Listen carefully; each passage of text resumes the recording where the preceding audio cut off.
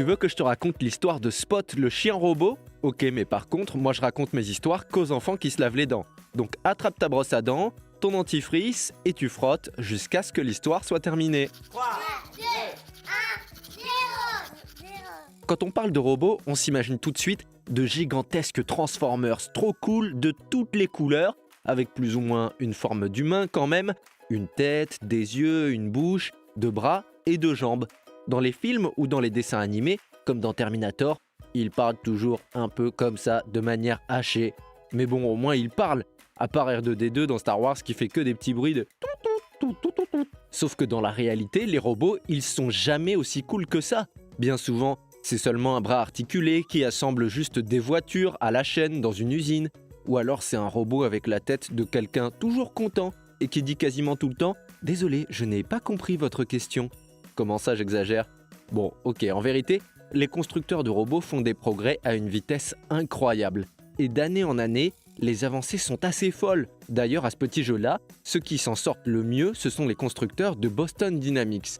Eux, ils ont même réussi à faire un robot qui fait des saltos arrière, t'imagines? Et il se rate jamais, quel que soit le terrain.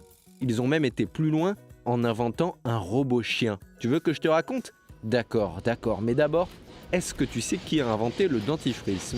Monsieur Dentifrice peut-être? Mais non, ce sont les Égyptiens. Il y a 2500 ans, ils se frottaient déjà les dents avec une mixture à base de sel, de poivre, de feuilles de menthe et de fleurs d'iris. Mais c'était pas forcément aussi efficace que le dentifrice actuel. Alors profites-en et frotte tes dents. Je reviens à mon histoire de robot chien. Il s'appelle Spot. Bon, il n'a pas exactement la queue qui s'agite quand il est content, la langue qui sort de la bouche et les oreilles qui remuent. Mais c'est un chien principalement parce qu'il fait la même taille et qu'il se balade à quatre pattes, tu vois. Il est muni de capteurs et de plein de caméras.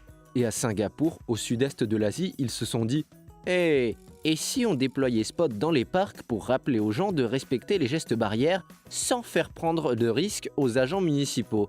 Et du coup, Spot le chien robot se balade tranquillement dans les parcs pour dire « Hey, toi là-bas, attention, je te vois. Bon, montre-moi un peu tes dents. Fais A, fais I. C'est pas mal ça, bien blanche comme il faut. Tant pis pour vous les caries. Allez maintenant, au lit. »